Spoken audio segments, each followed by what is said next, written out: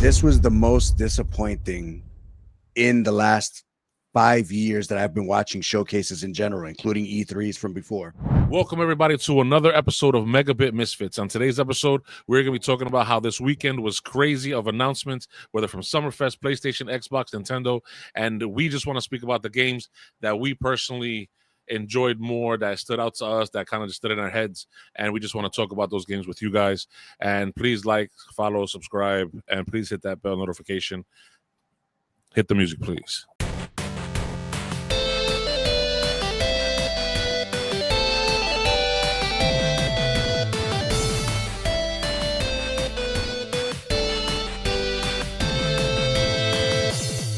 What's going on, everybody? I am Mr. Ray, Mr. Lee Boy, Mr. Rav. What's going on, guys? How you guys doing today? Hey, what's good? What's good? Wild weekend, bro. Wild weekend. Long Yes, weekend, man. yes. I know you guys have lives. I know you guys are doing many things besides work and family time and everything like that. But a bunch of video games were announced this weekend. Did anybody notice? I didn't notice it. What happened? Did I don't know, maybe like a couple thousand games, a couple different things happened. Every studio like what Thursday, every freaking video game studio that we know of and that we give a shit about anyway came out with something to talk about. And the whole point of our discussion right now is going to be the stuff that stood out to us. You know what I mean? So anybody want to start with anything in particular that stood out to them at all? Who would like to go first? I'm guessing I'm going to go first, right? I'm going to go first. He's been like, okay. I noticed these last couple of videos. No excitement whatsoever on me. I want to go first. Okay. All right. So a big thing is a video game. A big thing that was talked about and released and constantly pushed into freaking a rotation of commercials is a video game called Mindseye. Have you guys heard of Mindseye? I'm sure you freaking have. Yeah, not after not after the thousands of commercials they damn shoved in my face while trying to watch this stuff. But yeah, the game is not even out yet, and there is a ton of controversy around it. There are a lot of people that don't know too much about games, and they're looking at stuff and they're thinking, "Hey, this is gonna be wonderful." And then there are a lot of other people who are more maybe on our level and also more advanced than us that see things and they kind of, hey, this is a little off. I'm hoping the game is great. I'm just going to start off with that. I'm hoping the game is great. I'm hoping it is what is being projected to be. But there are a lot of little rumors and accusations going around. And Mindseye. And and it just is going around. And the thing is that Mindseye, if you don't mind me going into a little bit of history, Mindseye is a game that came out of another game. And the other game is called Everywhere. Yes. So Everywhere was a game that they announced, I believe, a year, 2 years ago, something like that. And it was supposed to be one of these games that's supposed to be multi-platform, multi-building, user-generated, user-created levels and game types, fighting. It could range from fighting to flying to boating to fishing to open world to adventure to puzzle, strategy to everything, because the creator the creator generates the content within the game. It's kind of like another game that came out a long time ago for PlayStation and Steam. I think it was called Dreams, and it's something like that. But and by the way, I love the Dreams. If anybody has played ever Dreams, that's awesome. But yeah, so Everywhere is supposed to be something like that. In the trailer for Everywhere, a small little snippet kept being rewatched over and over and over and over again. Wound up being rewatched a couple of million times. And it was a race car game that kind of looked like GTA. So a lot of people were like, oh, is that the next GTA type of thing or next GTA clone? And then wound up being a game called Mindseye. So from 2 years of development that I believe me and Rav spoke about, 2 years of development from one game led to 2 years of development to another game, correct? Yep. And I think you have a little bit more information about who created. It's about 2 years. I don't know exactly. Obviously, we're not in the music, we're not in the gaming industry, so we don't know everything. But it's about 2 years because they took the time to build Everywhere, and then they took from what they saw there that people were liking, they built this game. And around that time, it's about 2 years ago. So you would assume it's about 2 years. The game, the company is called Build a Rocket Boy. and it is the person who left Rockstar Games out of the 2 or 3 original creators of GTA. So we're talking from GTA 3 to the more recent ones, or to GTA 5. That one of those guys left and opened up his own company, and this is what's going on now. So never put out a game. It hasn't put out a full game yet. Right. Yeah. So Mindseye is technically supposed to be his first venture out into the gaming world with a complete game. Hopefully. Product. Hopefully. Yeah. So that does not sound confident. Right. That does not sound confident at all. The reason why I say that from the trailers that we've seen, the game looks great. It's very pretty. It's got a great idea behind it. We talked about it last week, thinking about what was that movie that we mentioned? Minority Report. That is very Minority Report like. So hope, with the idea of that game, the way it looks and the way we perceive it to be, judging by the trailers, we would hope that it would be a great game. Right, but there's so much shit behind it, Yeah, there's just controversy behind it because, like, a couple of game reviewers who are deeper into the industry than we are have gotten previews of the game, have sat down and watched things, but no one has actually played it. They just seen footage that was shown to them in private, and then they talked about it, and a lot of people reviewed it and stuff like that, and it was just like, hey, this is funny because we can't play the game, but it's so close to being released, we can't even test it out yet. So the thing is that the conspiracy is because there's just rumors, right? I don't know. We don't know officially. They're just rumors. That some reviewers are bashing the game because it might be a fake setup, or it might not be as far advanced as the company is saying it is, because they're trying to pretty much sell you a dream and get money as fast as possible to finish up the game and add a bunch of like how they say assets, updates, like updates, assets, and stuff like that to add to the game, and still feed everywhere.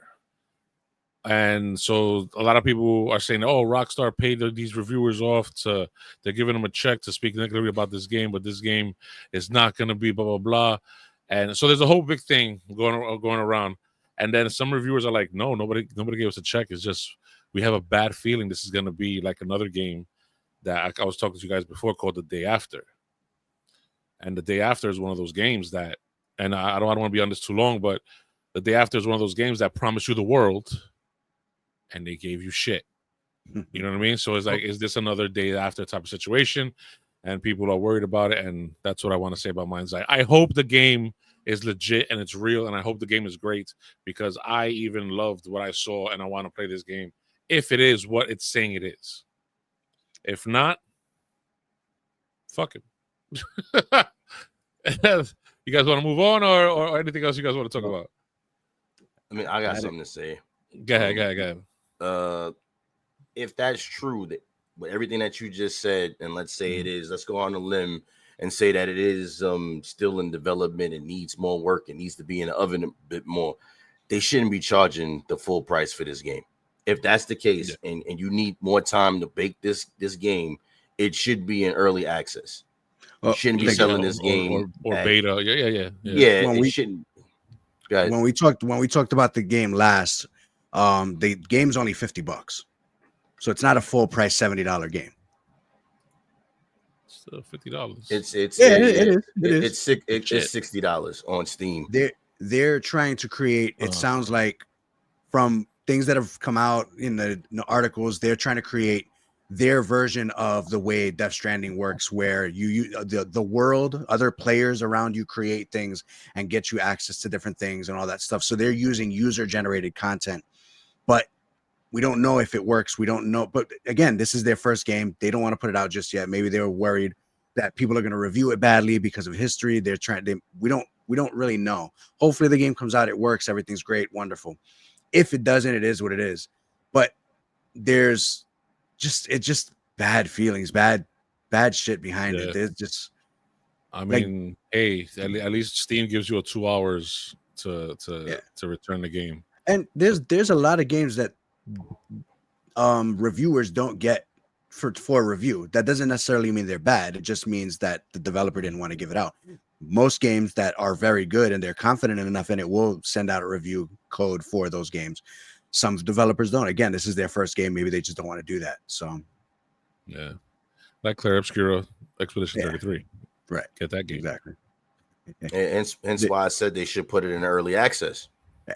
Put it in early access. That way, all of that stuff, if it's bad, you can cover it by it being in early access. Drop that price a little bit. You know what I'm saying? So people don't feel like they being had for paying an almost full price game.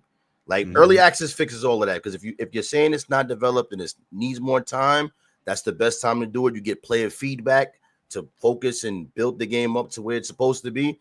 And Baldur's Gate, there's been a bunch of games that was in early access that weren't ready to go, but then wound up becoming great games. So that's just my take on that. The one of the biggest hits that they just took this week is two of the main people in their company, according to Eurogamer, and this was an article published on June 3rd, left the company. We got two executives at the studio behind the game developer Build a Rocket Boy have now departed the company. It says, according to the LinkedIn, the chief legal officer Riley Grayberg shared news that they're leaving, and former chief financial officer Paul Bland, and they haven't put out an announcement on why they left or anything like that, which doesn't help the game to look good. Money. They So I'm out. They don't want maybe they just don't want their name attached to something bad. Maybe just there's other shit going on behind the studio. You know, it could be an Activision situation where the people in the office aren't the best people in the world, but we don't know. You know, we don't know why those people left. It makes me sick to my stomach. I feel completely ill about it. And speaking of ill, there's another video game we got to talk about. It's called Ill, and that shit looks crazy. Have you seen the video game Ill, Mr. Lee Boy, Mr. Rav, or Mr. Rav? This is definitely up Rav's alley and my alley, not necessarily Lee Boy's. Lee Boy, I don't think is gonna really deal with this game, but he'll watch it. I don't think he's gonna play it because it looks absolutely freaking disgusting. And we love that shit. So Ill is a first-person shooter horror body horror extravaganza body horror because there's some creepy looking creatures in this thing. Like at one point there's a gigantic like body breaking out of like a water pipe or something, and it's like shaking and whatever, and you're like, oh, what the hell is this? And I think somebody reviewed it and they said it's kind of like the movie The Thing. Please tell me you guys seen this movie? It's a vintage horror movie. So it's kind of like The Thing, that these creatures are coming up, but it looks more jiggly, looks more real, like a real person, whatever, like a real monster. But they're not like disgusting, like how do you say, not disgusting, but they are disgusting. It's more like they almost look real. Yeah. Like they're real people mutating into whatever, and there's a bunch of monsters running around, and you come around with different guns and shotguns and blasting them away, and the bits and whatever is crazy. And then at one point, which I think was Lee Boy's favorite part, there's like a little midgety thing running around. He's going, he's about to kill him, and the guy just baby. Shit. It was a zombie baby. I thought it was a midget. I swear, I thought it was a zombie midget. Have we ever seen a zombie midget though in any movie or any TV show? I thought that was the first zombie midget I ever saw. Nah, it was a zombie baby, man. Oh man, I thought it was a midget. I feel bad about babies. No. Midgets say fucking full grown. Fuck that. Well, not full grown, age, but still. You're trying to get us cancer, bro. I was gonna say, you know, this is unedited, right? Exactly. Damn it! Yeah, we're not editing this episode. This episode's going straight. So what? I said not against the baby. I thought save the babies. Don't kill the midgets, but kill the zombie midgets. If there's zombie midgets, you just keep digging this hole, bro. This shit is getting. You just keep digging this fucking hole. Dig the hole for the zombie midgets and kill them. Shuffle, bro. Anyway, you doing this shit with a golden shovel. That's what you doing right now. Save the zombie babies. This game is the highlight of the entire weekend for me. This game was the best looking game. All the enemies look weighted. They look dangerous. They look scary. They look intimidating. Everything about it just makes your stomach turn while you're looking at this thing. It's nightmare fuel. Nightmare fucking for sure. Fuel. It doesn't look like the fastest paced game, but I'm hoping it is a little bit. There's moments where it gets a little bit faster, but the game's everything's nice, tight, spaces, and everything is very scary, and it looks amazing.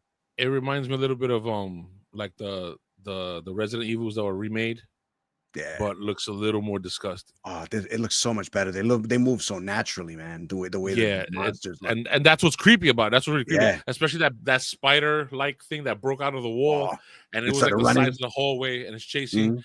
It was like, what the fuck is this? I gotta kill this thing. So I just loved when they were like just picking things up and chucking them at you, and just like the way the movement of the bodies looked was so good. And if that's in-game footage, oh my god, that's gonna be great. Yeah, I think that's gonna be a horror game contender for maybe next year, game of the year. Because I'm sorry, Claire Obscura is gonna win that this year. Yeah, so I'm gonna say it a second time. All right, so moving on from ill, unless Mr. Leeboy wants to add something to it. No, the only thing that, you guys basically said everything. The only thing that I wanted to add was the part that when the body was coming out the pipe, it just like the pipe took a big human shit. It just shot the body out, and it just fell on the floor like that. I said, ew. That works. That's about it. Think about it. Like that pipe was already there. So what was that pipe moving before it got that monster in there? So it's like, are they what kind of building are they in? You know what I'm saying? Right. Anyway, I'm buying ill most likely day one. That's a day one. That's I'll watch it too. I ain't buying it. That's a day one for me. Okay, so ill is a day one for me and for Rav, not for Lee Boy. Sure. Mindseye is gonna be up in the air until maybe the next month. Another game that's coming out is going to be one of our favorite characters. Actually, Mr. Leeboy put me onto, because didn't we actually meet the artist and hang out with the artist of this? No. That was the other comic book. Yeah, he knew Robert Kirkman. He was a homie with Robert Kirkman, right? What was the name of that comic? Damn it, I want to remember now. It's like Outsider, or I forget the name of the comic. But anyways, Invincible video game finally coming out. I thought it was an open world game.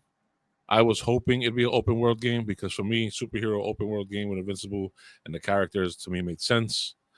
But no, it's a fighting game. I'm not into fighting games. So anybody want to take this? Mr. Rav, Lee Boy.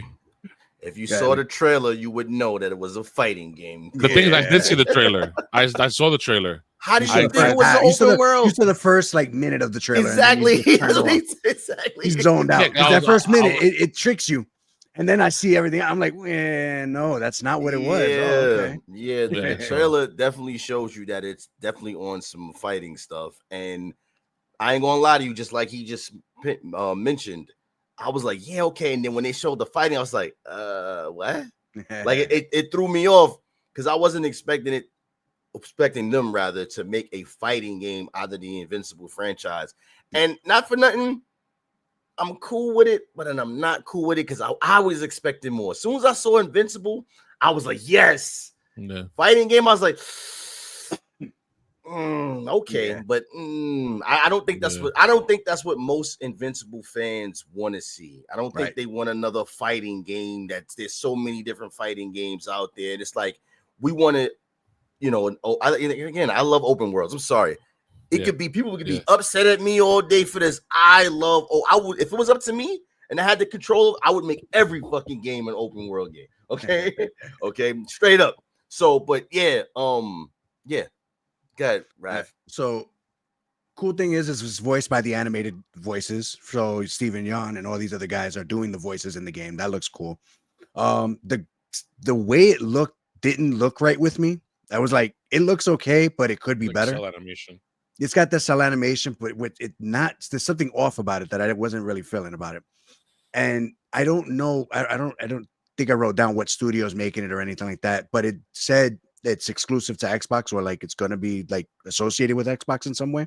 So I'm wondering if it's the Killer Instinct developers, and Killer Instinct hasn't put out a fighting game in a long time, and they've been trying to figure out what to do with that franchise for a while. So and it looks like they're copying a lot from Mortal Kombat, which is interesting because that they just said they're not doing any more Mortal Kombat 1. We don't know what's going on with that. So it's got a lot of that DNA in it. So I don't know if it's, I don't know if it matters. I don't know if it just had that feel, that Mortal Kombat feel to it, without the fatalities, obviously. But yeah, but it's just like, but just I agree with Lee.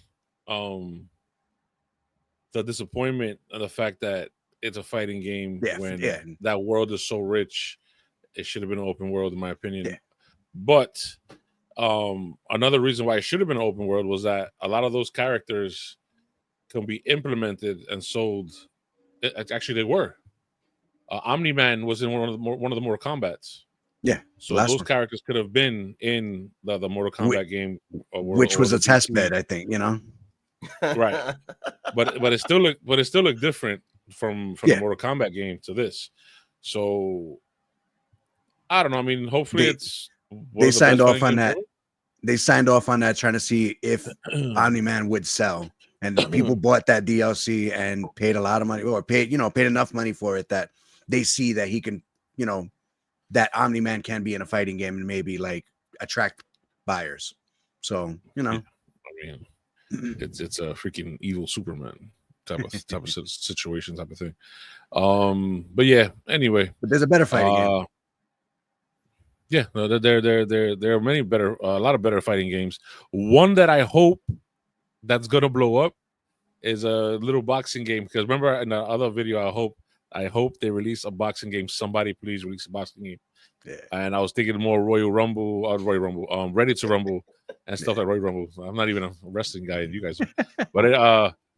but Felt That Boxing. Yeah, this thing looks funny as hell. It looks like Sesame Street on steroids with some creatine and protein drinks thrown in there because they on something. Because and the animation you say was all CGI. Yeah, according to the developer, where they did a few interviews after that trailer came out, and it says all in engine. There was no puppeteering, no real physical thing in that trailer. Everything is all animated gaming CGI. I mean, since this episode is not going to be edited, we're not going to really have an opportunity to show you these trailers. Go look up the trailer. It's called Felt That Boxing. I thought these were real freaking puppets, and they just filmed them and then threw like CGI backgrounds and then like kind of like did some green screen work, and you control with whatever, and they link the control to the buttons, because that would be dope too. Yeah. But they did all CGI. It looks amazing. It looks fun as hell. I think a lot of people would just be dying laughing at this game. I think that game is going to be a success. It may not be. Yeah, exactly. It's a punch out like, but it looks like the puppets look real. Yeah, and they even copy some of the moves from Punch Out, where the guy with the big puppet goes, you know what I'm saying? So, anyway, Felt That Boxing. Any other opinion on Felt That Boxing? Did you guys enjoy the trailer? Did you guys enjoy the idea of it? That's my second standout. It's your second standout? Okay. Yeah, besides yeah, that's true. Okay, so moving on from Felt That Boxing. Sorry, Lee, go ahead. Go. Hold up. Oh, Lee, you want to say something? Oh no, I agreed. I agreed. Only other thing I would have said was the beefed up ass Cookie Monster that they had in it. That was about yeah. What it is? That was about it. That's a day one as well. Another day one that's gonna be, I guess, in all three of our wheelhouses. Maybe not Lee's, but Silent Hill F. I mean, it's Silent Hill.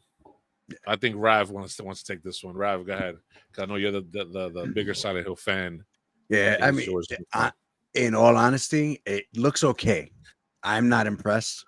I'm hoping it's better. I'm hoping it's like the Bluebird Team Silent Hill 2 remake, where it got, because Silent Hill 2 remake looked bad when the trailer came out. It didn't look good, but when it came out and people played it, they said it was amazing. I'm hoping this is similar to that. It looks okay. I'm not crazy about the way it looks like it plays. I'm not. It's different from Silent Hill. It has a similar things in it, but it's different from traditional Silent Hill because it's obviously in Japan and blah blah blah. But I wasn't super impressed by it, and that's the only thing I wanted to bring up about that was that I'm disappointed in the way that game looks like it's going to play. I gotta ask a question. I gotta ask a question because I was not expecting him to say that. Not at all. Not at all. My question to you, because I've known about Silent Hill since you introduced it to me back in the day. When I saw you play that game, I didn't really see too much combat.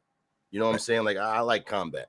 This game looks like it has a lot more combat in it. Like it looks like it's more, not saying it's combat heavy or focused on it, but it seems like you do a lot more in combat wise.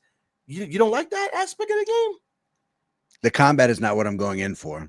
It my thing with most Silent Hill games is the tightness of the hallways, the very minimal but strong enemies, and you're fighting one or two at a time. And this game, it looks like you're fighting a lot more and more bigger open spaces, which kind of takes away from the fear and the look. It doesn't have the smog, the smoke, the clouds, the you know what I mean, the fog that other Silent Hill games have, which takes away a lot of that environmental storytelling, you know, the scariness about it. It doesn't have that thing that makes Silent Hill like scary. It looks like J horror. Obviously, it looks more like Fatal Frame than Silent Hill. Okay. So what attracts you to Silent Hill overall is the atmospheric design that induces fear in tight spaces. Right. And this is lacking that house tight hallway or from that playground. From that trailer, it just looked too colorful, too light. Which colorful I'm fine with. I'm good with colorful. There's a lot of good horror games that have color and use color the right way, and this is using it right, but something's off about it. I don't know if it's the lighting. I don't know if it's the way. I love the way the enemies move and the like twisting and turning and shit that they were doing, but it's not scary to me.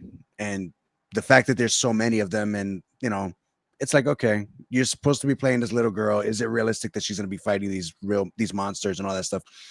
That many of them at a time, you know? I don't know. Let's see. Well, remember, we still don't know the backstory to this, right? Like at all. Like we know a little bit, but nothing too crazy. There's supposed to be like some sort of battle damage mechanic that her clothes start ripping, and then she might have to have to update her clothing or whatever. Her weapons break down and stuff like that. I don't know if there's some sort of not a ghostly element, because there's actually a paranormal element that there always is in Silent Hill. But do we know what F stands for? No, right? Still don't. I think it, like I said in the episode we did about Silent Hill, I think it has to do with like friends or something like that, because something happens with her friends and or family, you know, because there's some bad thing that happened to her, like in all Silent Hill games, and you got to figure out what the hell's going on. And they focus a lot on her friends in the first trailer that they showed. This is going to be my guess for the storyline. I could be completely wrong. She gets into an accident with her family. This is my guess. This is nothing to do with. This is what I think the game is going to be, and I'm fucking spitballing here. Okay, I think she gets into a bad accident with her family. She believes her you know, she survives the accident, whatever, blah blah. So she's in this whatever, her neighborhood, her town changed up, whatever, and now she's fighting all these creatures or whatever. Like, oh, this is why we got into the accident, because these monsters were escaped from blah blah blah blah blah blah. She's fighting all these demons or whatever to try to get back to her family, to figure out what happened to her family and or friends, because she looks like she's in a school uniform, so it could be friends, a school bus type of thing. Maybe she's looking for her friends or whatever. Either or, she's looking for something. She thinks she's the only survivor, and at the end of the game, we find out that she's actually the one that died, and she's fighting the demons in her head to try to come back to life out of a coma. That's what I think. That's what I think the story is, or something along those lines. She's in the same world, but she sees whatever because she's in a state of coma in a hospital somewhere, and she's fighting whatever. That's what I think it is. So it could be Silent Hill, Frantic, Friends, whatever the hell, fuckery, whatever it's called. Fuckery. It could be whatever. Anyway, moving on. Anything else about Silent Hill that we hope it's a good game? To me, it looks like it's a good game. It might be a day 2 game. It looks like, even though it's not in my wheelhouse, it do like a fantastic game. That's why when he said that, what he just said about the game, that blew, I'm like, what? Wow. Okay. All righty. Okay. So moving on. Blood of the Dawnwalker. Have you guys seen footage of Blood of the Dawnwalker? Oh yeah. I could have sworn this was like a Bloodborne-ish. What's the other game? Duskwalker-ish type game. I felt like every trailer at these damn things were all Bloodborne games. Souls-like games. I was just, bro, like every other damn fucking trailer was a Souls-like. Every single other trailer was a Souls-like. Like, what the hell? Like 25, 30 of these damn games coming out. Okay, so Blood of the Dawnwalker looks evil. It looks interesting. Graphics are high end. I don't know the story. I have no clue what the fuck the story is. We're just fighting things. You're a vampire the vampires are coming to take over, right? And they try to turn you, but somehow, some way, you become like a day walker. That's why it's called Dawnwalker. So basically, you can be in the sun and be in the night. So the whole premise is like you are the thing that they created, but you're taking them out. You know, like you're the worst, and you created their extinction. You pretty much Blade. There we go. That's what you are. Or the guy from Sinners.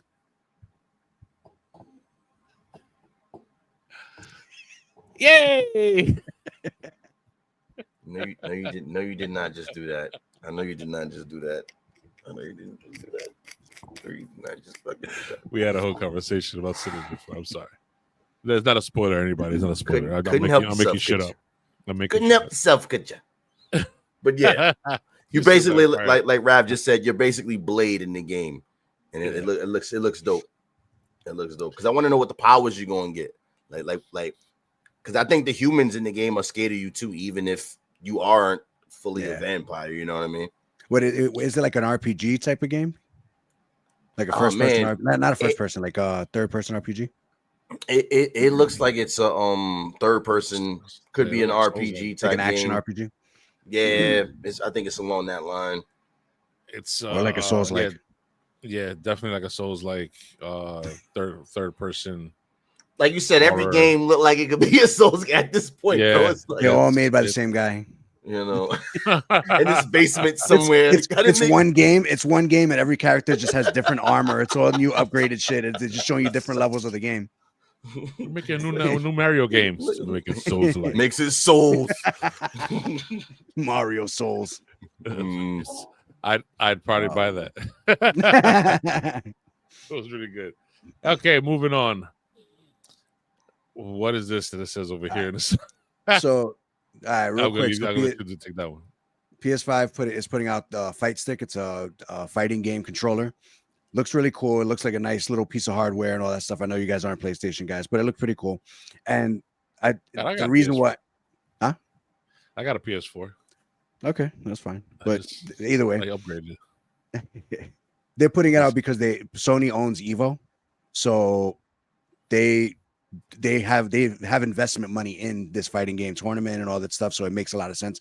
And then on top of that, as an exclusive, they announced the trailer for Marvel Tokon Fighters or something like that. What was the name of it, Lee Boy? Bro, I don't know. All right. So basically, all right, it's Marvel, whatever. It's basically Marvel versus Capcom without Capcom. They divorced Capcom. It's the same people who make Guilty Gear. It's the same people who do the Dragon Ball fighting games. I know you're not into fighting games. It's all good, but this game looks beautiful. It looks so good. I'm excited to play that game. Wait, I love Marvel versus Capcom. I saw this game. I saw this game. It's made by Arc System Works. I love the designs of the characters. Yeah. The designs are cool. Well, I'm not into fighting games, but the designs of the like the new Captain. I saw the Captain America fight. Well, he was fighting somebody. I forgot who the hell it was. The Iron Man, whatever. But the designs look awesome. Yeah. And it looked like an advanced anime, like Japanese anime type of thing, right? With like 3D effects, whatever. Okay, all right. I get why people would love to play that. I would like to see it. But we haven't had a Marvel versus Capcom game or that type of fighting game in a while. Like even what is it? The Marvel? What was the one with the gemstones? Power Stone. The Infinity Power Stone? Marvel Infinity Stones, the fighting Something game like from that. back in the day. Power Stone. So yeah. Anyway, it just looks really good. I'm excited for it. It's a 4v4 fighting game, which is a lot. So you can imagine they're gonna have probably hopefully over 50 characters to choose from, so you can build nice teams and all that stuff. And they got the high jumps and all that. It looks so good. Yeah, that game, like you said, I ain't even gonna say much. It's Marvel versus Capcom without Capcom in it. It's the same. The animations they were doing, I'm like, come on, man. Mhm. I seen them animations before. Stop playing with me. You know what I mean? But yeah, that's what it good is. though. No, it does looks so look good. Yeah. But yeah, it looks more it's modern and up to date, and it looks beautiful. Like it's exciting for that. That's one of those games I spent a lot of time with back in the day. Oh man. Well, so leaving the whole Marvel and PS5 fight stick thing that I knew almost nothing about, so I'm sorry. Mouse PI. I've seen Mouse PI. I think I've had it on my wish list for like 8 months because I first saw the trailer a long time ago on Steam. I'm like, oh, that looks fun. Boom, and then boom, they talk about it now, so I know it's gonna come out sometime this year, hopefully. And it's pretty much a first-person shooter, but in a old Mickey school Mouse. cartoony Mickey Mouse 1930s animation, black and white, some color here and there, and you're shooting the cartoon revolvers and all this shit. It looks fun as hell.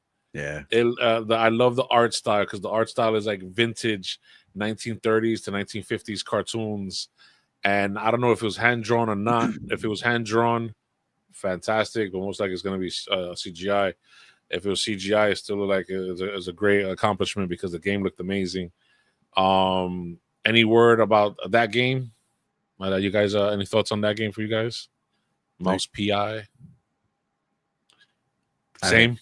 No, look, I love the way it looks. I'm hoping it comes out soon because this is one of those games where they've shown like 6 different freaking trailers of this game. I just want the game to come out. It's been like 2 years already that they've been showing trailers. Like every event that they have out there, there's just game is part of it. I just want the game to come out already. And they announced Troy Baker's doing the voice acting in it, so that's kind of exciting because he does a lot of good voices. He's a detective mouse. So that looks good. Yeah, I just hope it's a success. Mr. Lee, did you see this trailer for this game?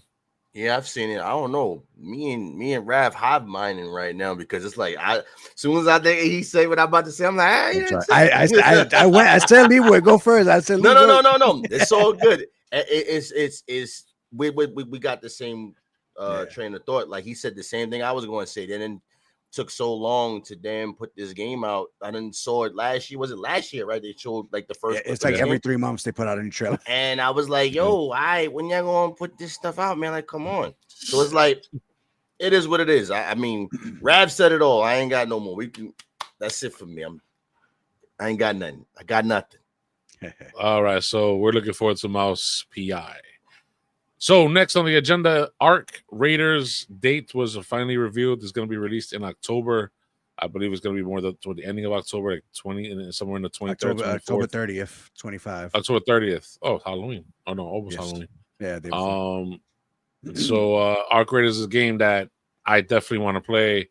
Futuristic, kind of like the Division meets, I don't know, Destiny type of Hell divers, all kind of different other games. You're fighting in 3 team units across a map, and there are fucking fireballs and spider monsters or spider robotic monsters, drones, other team members, and all this stuff coming out. I want to play that game. Yeah, we did a segment a while ago. You could go back and check that episode. It's really good. It looks fucking gorgeous. Yeah, that game looks awesome. Coming out October 30th. All right, moving on to Atomic Heart 2 and the Cube. Atomic Heart, I had no idea to make a part 2. I saw nothing on this. This game was this game was a surprise because I didn't think the first one did well. I know there was a lot of people that complained that said it wasn't all that good and all that stuff, and it had some problems in the beginning, but apparently they fixed it. They just announced a couple of weeks ago that they had, I think it was like 10 million players or something like that. I don't really know exactly the number, so don't quote me on that. but they apparently did very well enough to make a second one. And this is it's a BioShock style game but it's more like future. It takes place in Russia. It takes like a futuristic Russia. It's got all these weird robots that are trying to kill you and monsters and all, but not more monsters, but more like AI robots that are trying to murder you throughout the whole game. It looks freaking crazy. I played a little bit of the first one. I didn't capture me. It seemed fine. It seemed like a good game, but didn't capture me. I didn't know, whatever. The Cube is the Cube like the second title for or another game? No. The Cube is another game that the same company is releasing, but it's their kind of like multiplayer variant type of thing. But the game takes place on a cube. Everything moves around and all that. You can have different environments. You can have different types of players. Nothing is the same on every level that you go. You're basically fighting on or inside of a Rubik's Cube. So it looks like it's an interesting concept for a multiplayer game. It's pretty cool. It's that world inside of a cube, pretty much. That whole Atomic Heart world inside of a Rubik's Cube that turns, so the scenarios changes. It's a scenario based. I don't know if you played Once Human. You played Once Human? And Once Human, it's scenario based. Like for like a couple of weeks, it's that scenario that you have. Then after that, you got to go to another server where the scenario and the environment is different. The biomes change. So that's what I'm assuming that's how this is going to work, because they're saying that all of this is taking place on that cube that's ever rotating. So it's the Atomic Heart world, because it says the Atomic Heart universe on the cube though. So I'm like, so that's what intrigued me. I was like, oh, okay. So how they have a trailer for, right? So how big is this cube that you're running across? It's a planet, bro. Yeah. So you actually see like the things change. Yeah. Like mountains changing.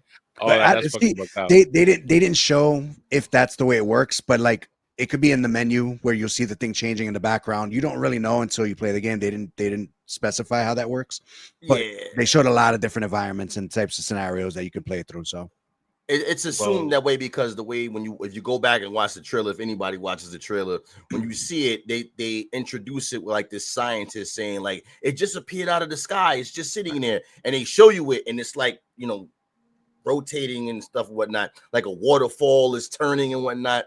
So that's the premises of it. You know what I mean? Yeah. So I'm gonna have to check that out, because that sounds interesting. Okay. All right. So Atomic Heart 2, and that we had no idea about in the Cube. Next game we're going to talk about Code Vein 2. Have you guys ever played Code Vein 1? No. Negative. No. Okay, so it's kind of like a third person. Something another like one? Another something one? Like no, I'm talking about the first one. But it's Japanese related. It's almost like a JRPG type of thing mixed with Souls-like advances, where you come up with these huge master swords and you start destroying all these monsters. It's pretty cool. In the first one, you had a team of 2 or 3 people go out with you and fight. So in Code Vein 2, I'm sure when I saw the trailer, I'm like, okay, I got more of the Japanese anime sword on fire, sword of ice, sort of blah blah blah. But it looks great.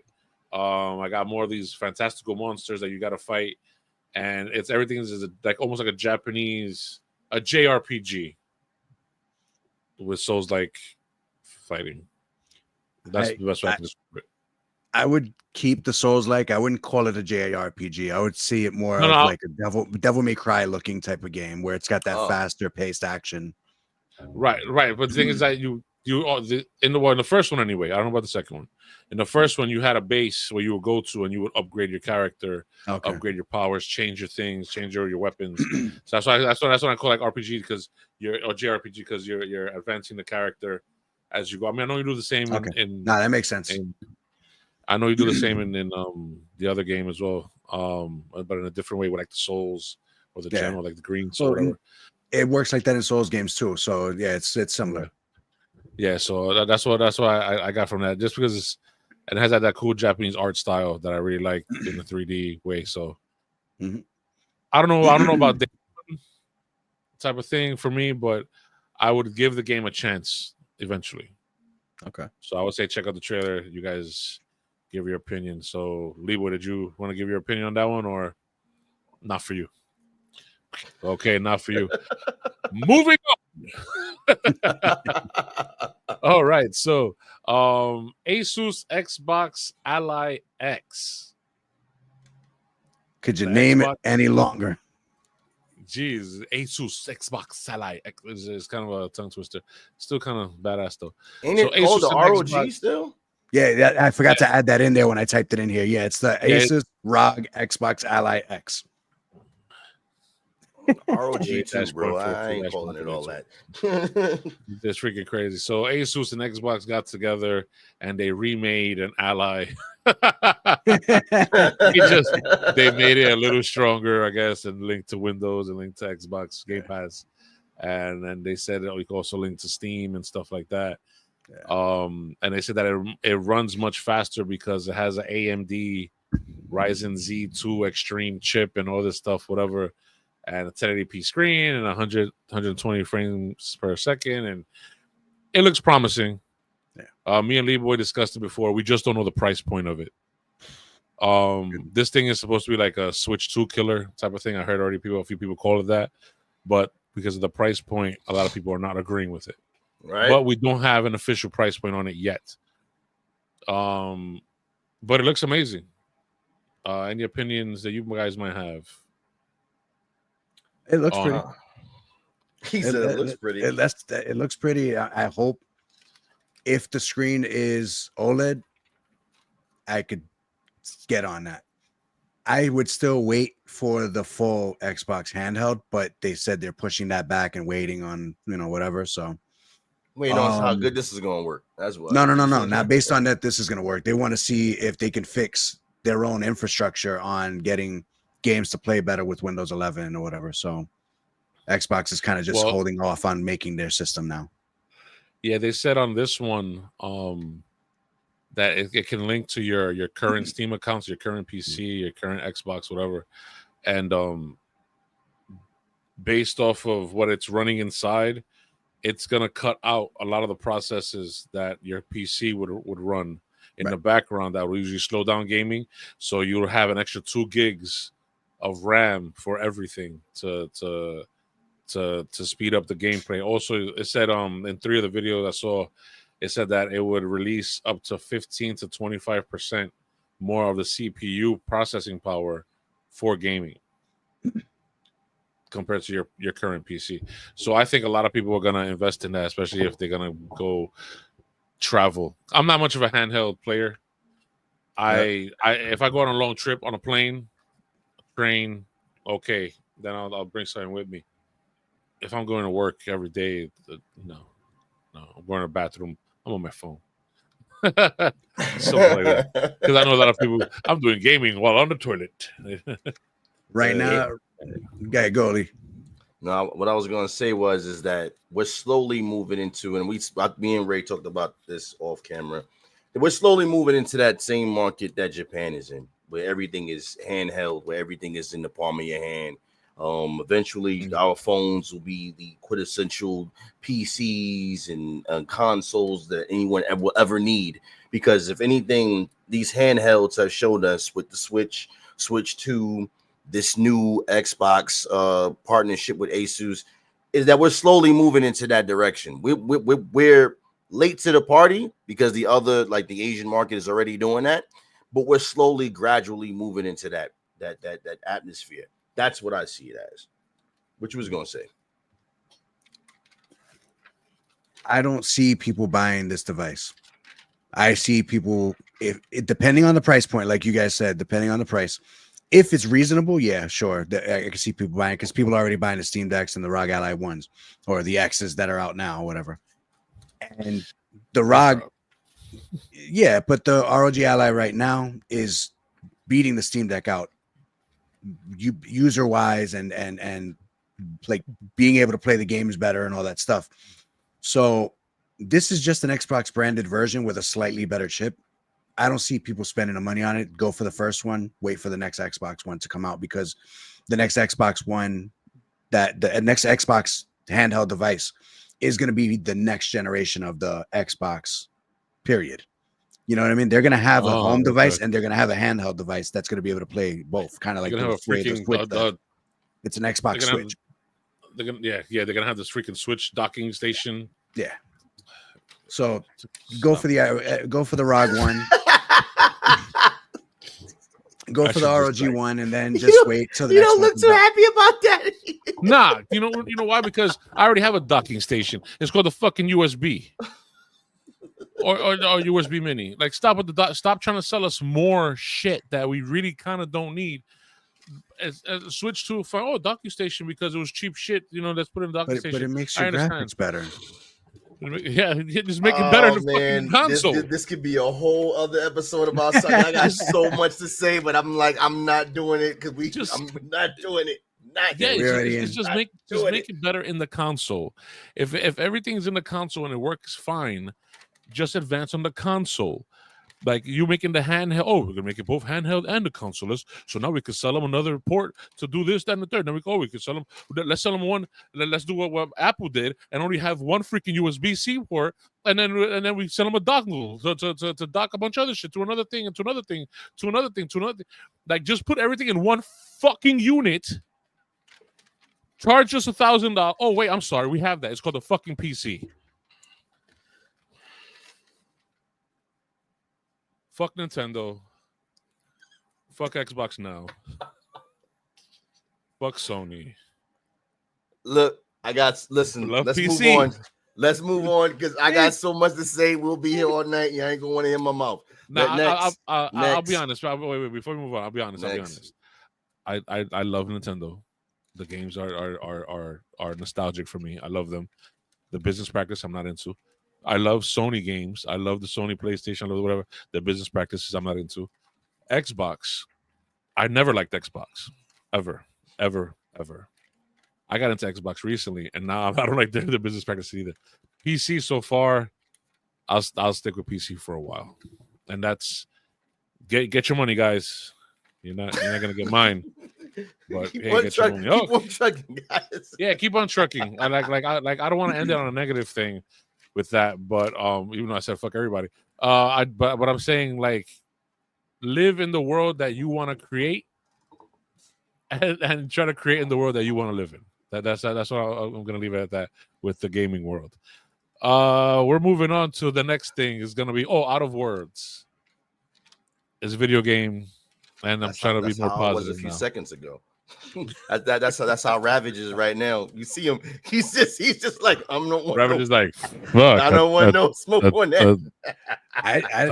Listen. I like the games. That's it. I play the games. Yes, I don't give a fuck. Yes, because they don't affect me in any way. You know what I mean? Yeah, I'll pay a little bit more. You're always gonna pay more. That's the way every business runs. You're always gonna pay more. So whatever. As long as I get my fun out of it, I'm happy. You know what I mean? If it's worth it to me, I'm good with it. I'll pay the $150 if I have to, just because it makes me happy. I don't give a fuck what the price is. If it works for me, I'm happy with it. I could pay $10. I could pay $100. I'm good with it. And I agree with that sentiment 1,000%. It's just not if they release shit. Every company releases shit at some point. Everybody gets shit at some point. There's sometimes things come out as shit because it just happens to be shit, and then there are other times where they make it shit because they just want to do like a cash grab.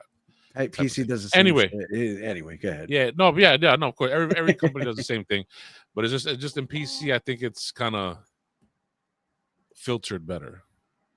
PC don't make games, so that's where you have that freedom to do what you want with it. Right. You're talking about companies that make the games versus a PC. No, not necessarily. Like Microsoft makes PCs, yes. Right, but not necessarily the company that makes the games, because the company that makes the games could be doing everything they have to do to make a great fucking game at a reasonable price point. It's just sometimes you get corporate heads that come out and be like, hey, how can we squeeze this for every fucking dime? PC does the out same of everybody. The chips that we buy are in reality 3 years behind what's really being created. So you're spending a lot of money on shit that's past due already, you know? Right. But it's been like that since the beginning. Like the first Game Boy was what, $200? Right? Something like that when it first came out. I think it was like 150 or something, 100, something like that. Right. It wasn't super expensive. That's why everybody had one. Right. So $150 back then compared to $150 today. Little bit of a difference. These handhelds are no longer $150. No, they're $500, they're $600,000. I mean, mind you, graphics wise, a million times better. But there's more important shit to buy. That's what I'm about to say. For sure. Anyway, moving on. Like out of words. Out of Words. Out of Words is this cool little co-op game. 2-player, obviously co-op. But the animation looks amazing. It looks like this claymation computer-generated type of thing. It looks awesome. Mm-hmm. I highly recommend if you like movies or that are claymation or video games. What was that the video game that was also co-op with the husband and wife? Not Takes Two. It Takes Two, and the new one is Split Fiction that just came out from the same developer. Is Split Fiction like a claymation though? No. It's the same thing where it's two people playing. Co-op. Yeah, co-op. Okay. So It Takes Two is like the more along those animation where it's almost like clay or paper mache type of thing. It looks cool. I think it's gonna be a good family game. Yeah. Especially husband, wife, brother, sister, whatever. I think it'll be a cool game for that. Not for me.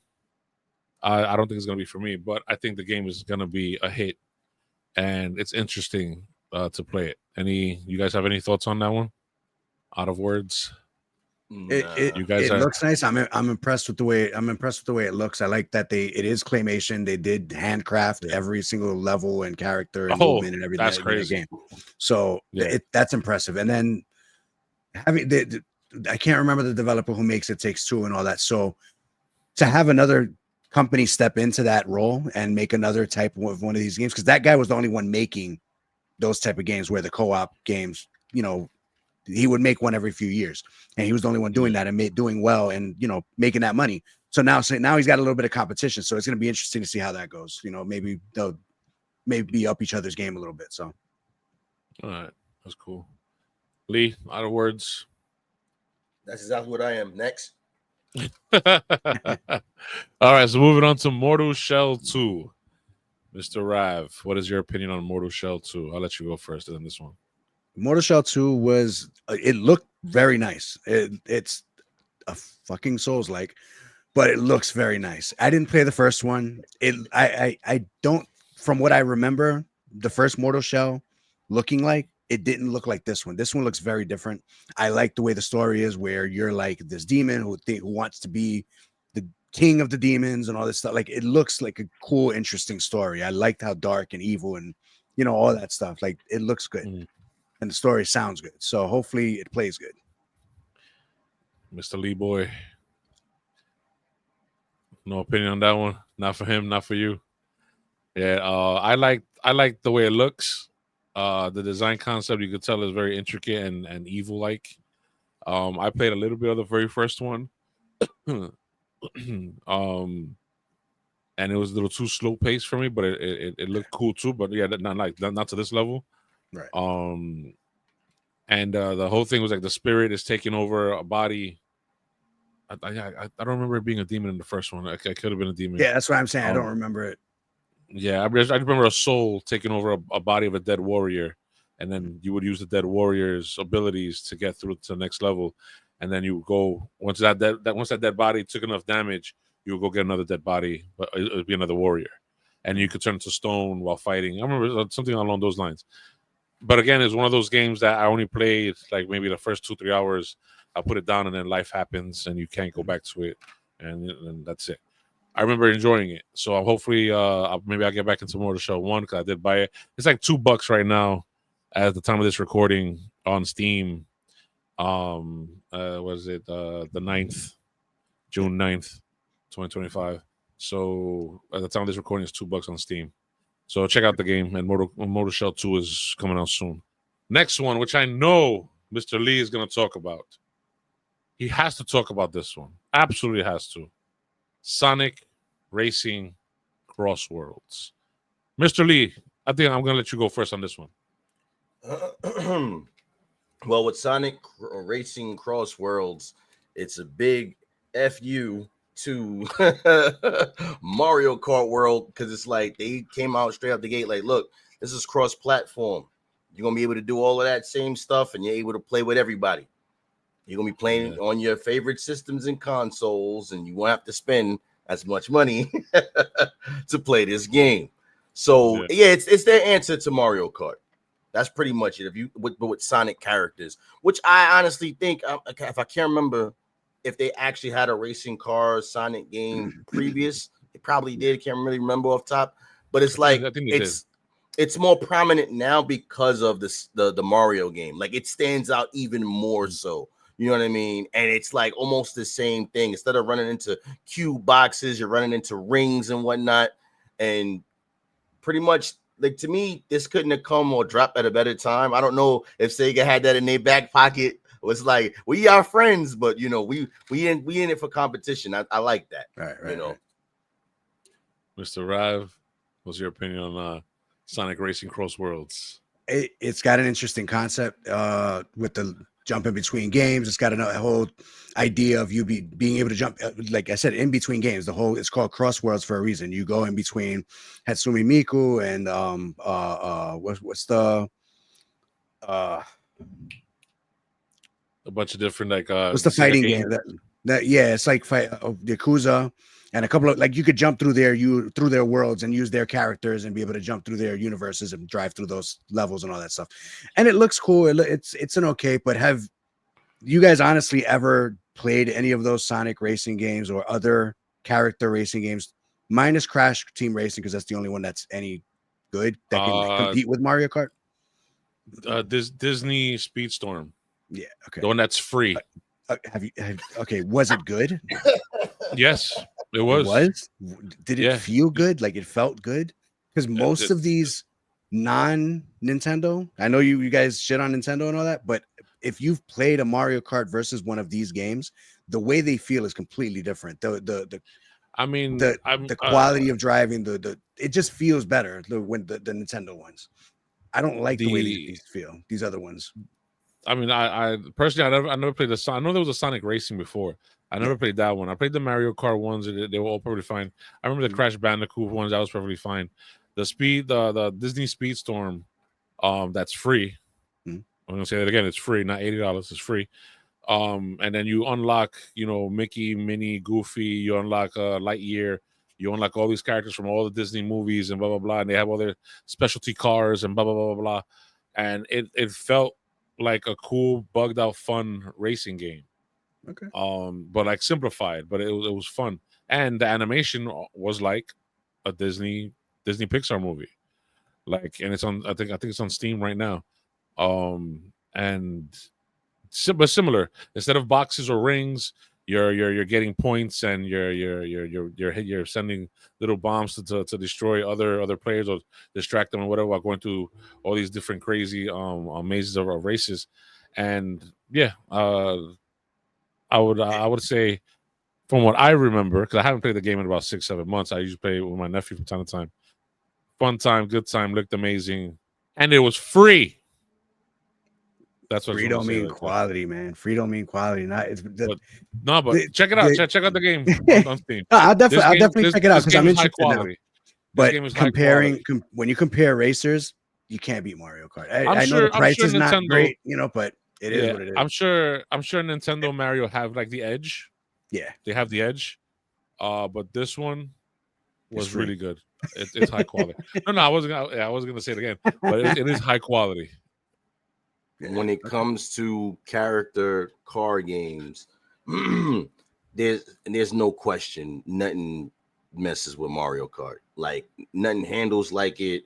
Nothing. There's a lot of imitations out there. There's a lot of people that can try to emulate what they do, but they don't do it the same way Mario Kart does. Mario Kart has stood the test of time for a reason, and it's the reason why they bundled it with the Switch, because they know that game does gangbusters. Like, that game, Mario Kart, the racing game. I damn near will put it up there with Forza, Gran Turismo when it comes, because it's that fun. It's a fun ass game. You know what I'm saying? And I even know. I mean, Ravage, I want to point this out.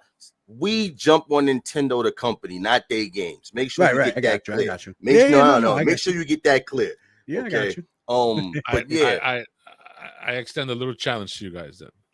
I'm not saying Disney Speedstorm is better than Mario, but play that game, give it a chance, and play with your kids. Watch how your kids react to it. Watch how you react to it. It's gonna be very similar. Here's what I say to It's that. a good game. And I'm not knocking you for that. I'm just saying, but Mario Kart has been so damn good that other games that try to emulate that style, it's like you already put in your mind without even playing a game that you know you're not gonna get that. You it's like you setting yourself up for disappointment because you know it's not gonna be as good as Mario Kart. Like I said, mind you, that game you mentioned may be great. But for the longest time, when games try to emulate that, their track record of trying to be like Mario Kart is just so bad that's the reason why Ravage said what he said, because with confidence he was able to say what he said without flinching, without like you name me a game that's better that they got character racing that's better than Mario Kart. I'll wait. And you mentioned the game, but like he said, he didn't play it because you know why? Because in our mind and the average person playing mind, Mario Kart is the bee's knees. I'm not saying you're wrong. Crash Team Racing is the only one that's come close. Crash Team Racing, I don't remember which system it was for, but Crash Team Racing was the only one that came close to being almost the perfect competitor to Mario Kart. How long ago was that? I don't know, a few years ago. Not that it wasn't that long ago. Really? That was like PS4, PS5 around there. I'm not sure exactly which one it was I played, but that game came very close because out of funness, like out of like the excitement and the enjoyment of it. And to this day, Mario Kart World is not even competing with Mario Kart 8. People are not happy with Mario Kart World for a lot of different reasons. So it's interesting that Mario's giving themselves a problem. Nintendo's giving themselves a problem because Mario Kart 8 was such a perfect Mario Kart game. The game just came out though. It literally just came out. People aren't liking the way it feels. People aren't liking the way the world is set up. People aren't liking certain things about it that they did so good on the last game that the new people that were so excited, that were so hyped, that were so pushing for this game to come out, and the anticipation for it are just so disappointed and let down at what they have in their systems right now. Let me ask this question. So do you think that they're suffering from overhype? Like they hype this up so much that they put, you know how that happens sometimes. Like you make like, damn, like you hype something so high that your expectations, you go in with such high expectations for it, and it doesn't meet the demand of your mind, of the expectation that you put out there for it. No, because they have legitimate reasons on why they're not happy with it. Like I don't know. The way the world remorse. the way the world is built, they were promised certain things and it's not working. It's not functioning the way it was supposed to be working. The races themselves are good, but the open world parts of it are just not what they promised, and that's what's killing them. So they'll patch that. Anyway. Well, Sonic Racing Crossroads looks like to challenge that. Anyway, moving on. Animo. All I know is that it's the way he introduced it, he was like, so yeah, Animo. Animo is he's like, Animo information. That's what he said. It's a game that when I saw the trailer, all I thought of was Pal World, and I thought of a Pokemon, and I'm like, oh, another one. Yay. Something else I'm not going to play. I was bored. What are your guys' opinions of Animo? I mean, it looks like a great family game. Not for me. That's what I'm saying. I like the way it looks. Well, as a Power World guy and a guy that likes Pokemon and stuff like that, this game is definitely up my alley.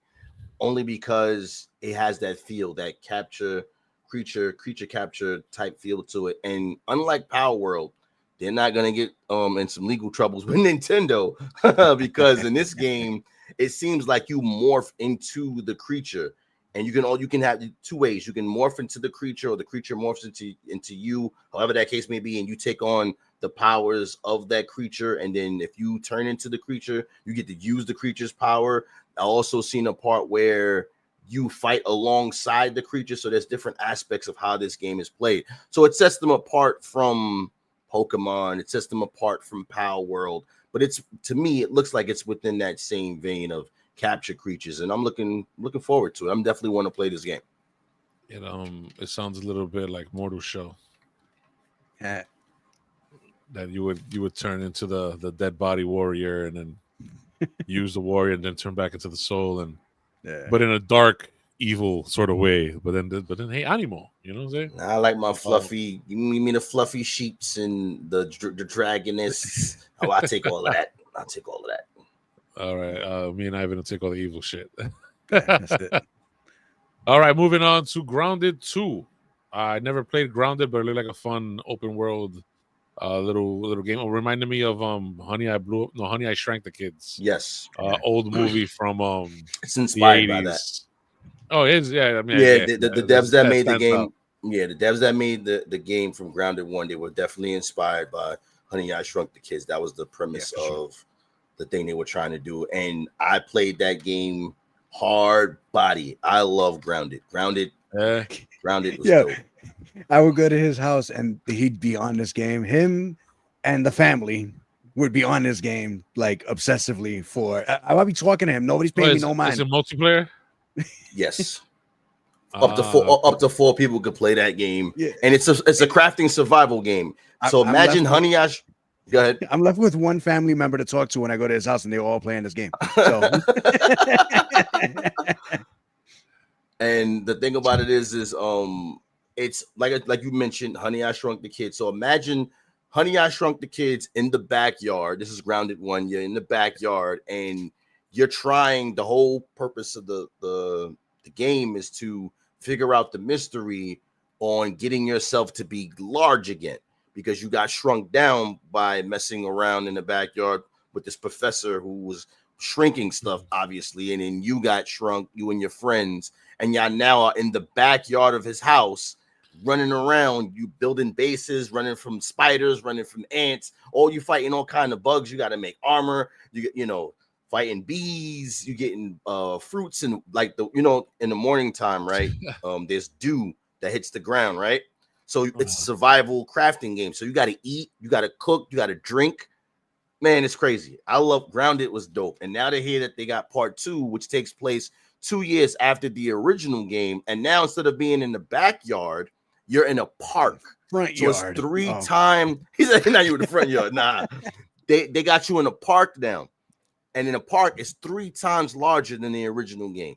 So you have so instead of being in the backyard, you're now in a park. Crazy. I can't wait to play that game.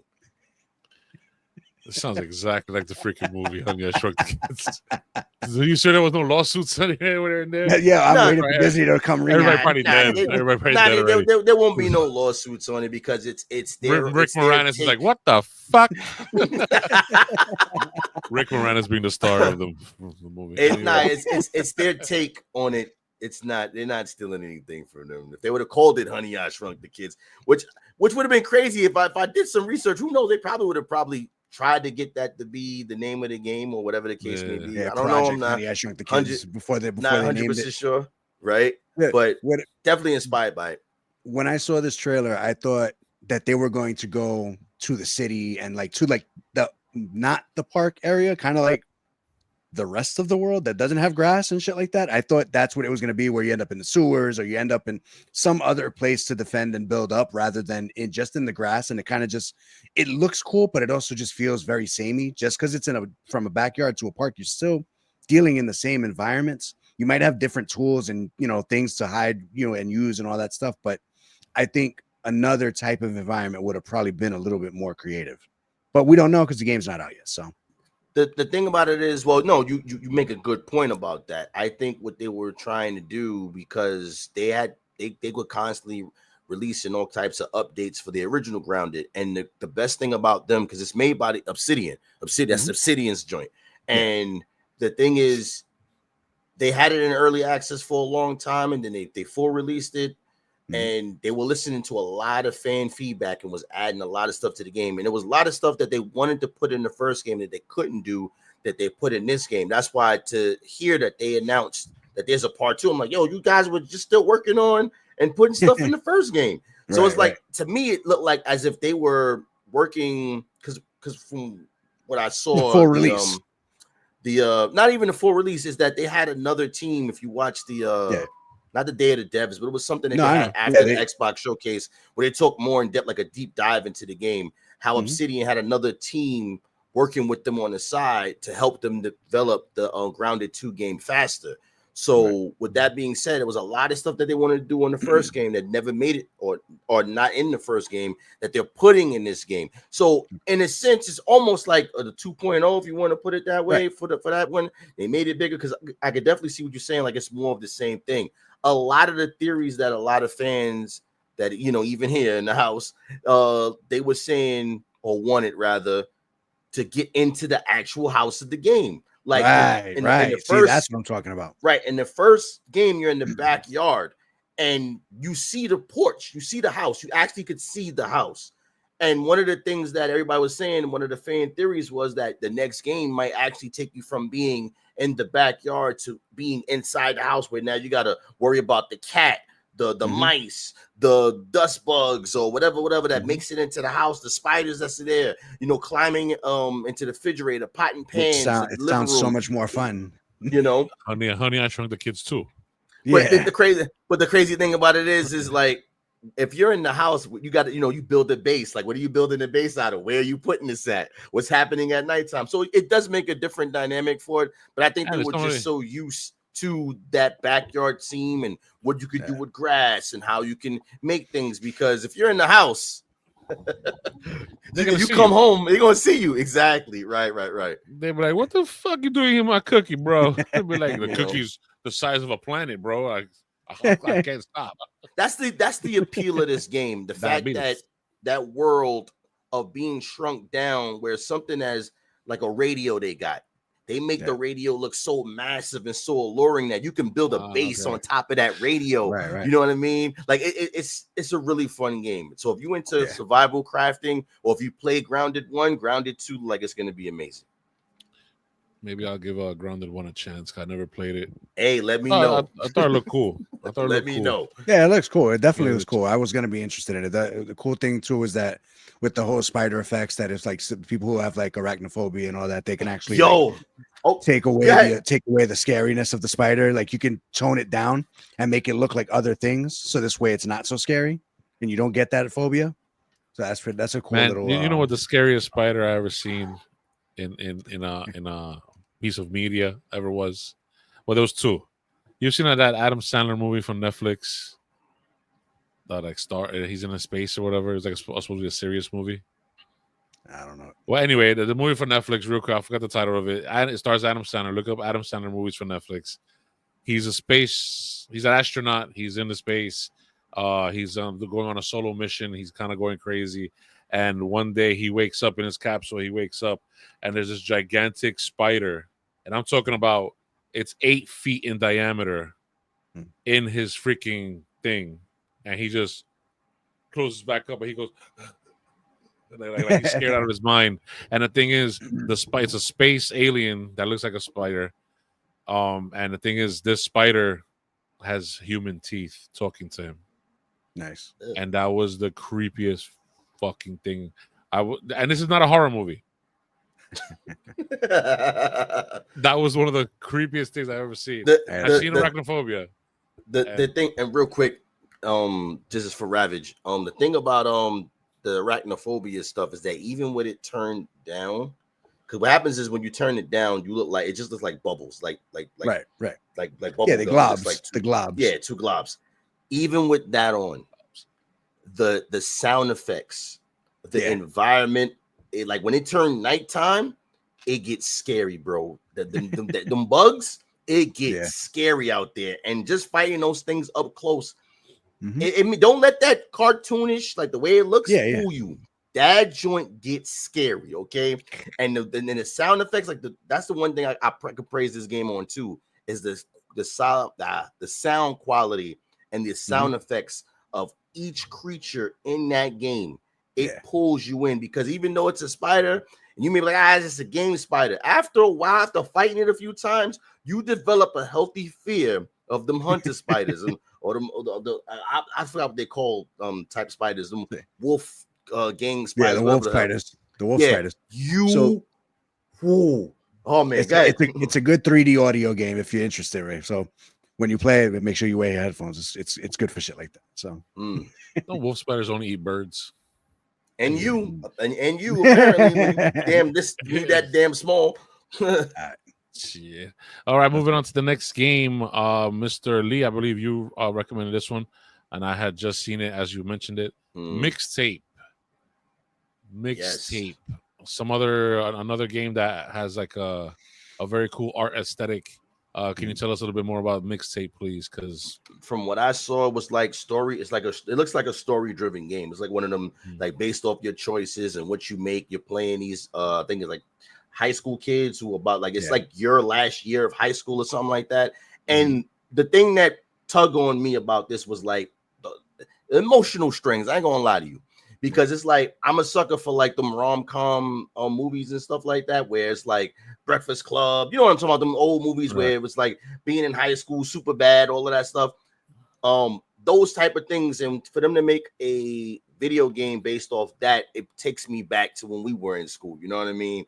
That those choices that happened during that time and how that impacts your life and how that the moments are a capsule in time. So when I saw that and they made a game out of that, I said, yo, I got to play that. Especially if you're making choices and it's dealing with like music and things of that nature. So, yeah, Mixtape seems like it's one like a story-driven game that has music elements into it and it takes you back. That's how I feel about the game. I don't know how you feel about it, Ravage. What you think? To me, it's like Stranger Things without the scary stuff. You know what I mean? Without the underworld and all that stuff. It's like if those kids were just riding the bikes through the town and doing shit on their daily lives. It looks cool. It's got that whole, like you said, making choices and all that stuff. And from it, they didn't show any specific game, like real understanding of what the gameplay is. But I kind of get this feeling where it's like if you're having fun, you get certain types of music. If you don't, you get other types of music. Like I don't know how the mixtape music part of it plays into the game itself. I know there's going to be a lot of good artists. I know there's a lot of different types of music in the game. I'm curious to see how that plays into the game itself. All right, yeah. When I saw the trailer, it seemed definitely I got that little Stranger Things vibe. I like the music aspect. They showed a list of artists in there, and yeah, but I'm looking forward to the game. I like the fact that Lee Boy kind of made it like close to the heart, like it made it like, oh, this reminded me of back in the day and blah blah blah. And it's like it tugged them a little bit. Tugged them a little bit. Yeah, because the thing about it is nothing wrong with a little tug here and there. A little tug. Little tug. I see where you're going with this shit. But anyway, what I was gonna say is like I'm a sucker for the 80s. Like I love that's like the 80s nostalgia stuff. I love all of that. That's the reason why when you guys kept saying just now, I was gonna jump in and like, why you guys keep mentioning Stranger Things? Like I had seen nothing about this Stranger Things. The only thing I could say that I could be wrong. I'm just assuming that you saying Stranger Things because Stranger Things takes place in like the 80s, the early 80s. Yeah, that vibe. It's got that vibe. It's got that about it. Yeah, that vibe. The clothing, right. The way that they're on their bikes or skateboard or the music. The music alone. If you look at the list of artists, it's all 80s style, 80s, early 90s style music. But you were throwing me off when you kept saying y'all throwing me off. I'm like Stranger Things. Just say 80s, bro. Just say the 80s. Well, it's the easiest thing for people to relate to. You know, people have a short. I guess because who knows what Back to the Future is, right? Like who knows what Teen Wolf exactly. is? Who knows? Right, we know they don't. But good. All great. This is like a freaking 80s backdrop because we just talk about Grounded, mentioned Honey, I Shrunk the Kids. Bro, it's like yeah, we're a little older, but that's okay. We're still children at heart. That joint is tough. I'm telling you that game looks like it's gonna be good. So yeah, definitely look out for Mixtape, man. And it's an Xbox developed game, so that it looks pretty cool. I can't remember the studio, but yeah, they own that game. They own that studio. Yeah, all right, so Mixtape is something to check out. I'm definitely gonna check it out. Day one, I don't know, but highly interested. It depends if they show more gameplay. Right, they got to describe. Right. They got to have more gameplay. Give us a little bit more. Right. Yeah. Moving on to Bloodstained 2. Who put this on the list? Yeah, that was me. That's an old school Metroidvania style. Like I played the first one. I had a lot of fun with it. It's very good. You know. Hey, I gotta throw mine in there too, guys. So I'm looking around like this. This definitely ain't on my list. I didn't even hear a Bloodstained one. So yeah, it's okay, all right. It's the same. It's the same people who made the same guy who made Castlevania Symphony of the Night for PS1, classic Metroidvania, probably the second most famous one next to Super Metroid. Yeah, it's the same guy who made that. He made Bloodstained 1. It's basically a continuation to Symphony of the Night. And this one's seems like a little different. It says it takes place 2 years before the first game. Don't know why they call it 2, but anyway. Yeah, and it just looks cool. So moving on. All right, moving on. Bureau of Fantastical Arcane. This is Arcade. Yeah, that's correct. Yeah, I typed it too fast. Arcane Affairs. That's a Mr. Lee game. That's all the way. And just to keep it brief and keep it quick, basically you are like you're by the agency who go in and you not investigate. What is that word? Like an inspector to like the dungeons and stuff to make sure that the hero is going through whatever dungeon it is that's there, making sure it's up to code. So it's not too hard, it's not too easy. So you're an inspector of the dungeon, like something may be out of place, so that's not enough fire and stuff like that. It's a puzzle mystery game that deals with you being an inspector of dungeons and making sure that the hero comes out on top, but also it's not too easy for him and it's not too hard. So that's the Bureau of Fantastical Arcane Affairs. Seems like it's going to be a lot more to it, but man, I'm definitely like, for example, blueprints, but you are the person who making sure that the puzzle is working the way it's supposed to. Okay. Got it. Mr. Rab, what's your opinion on this game? None. Absolutely none. I got to look at it. I'll check it out because blueprints didn't look good to me, but after seeing people play it and talking about it and all that, it interested me. So it's one of those like I think you got to be there.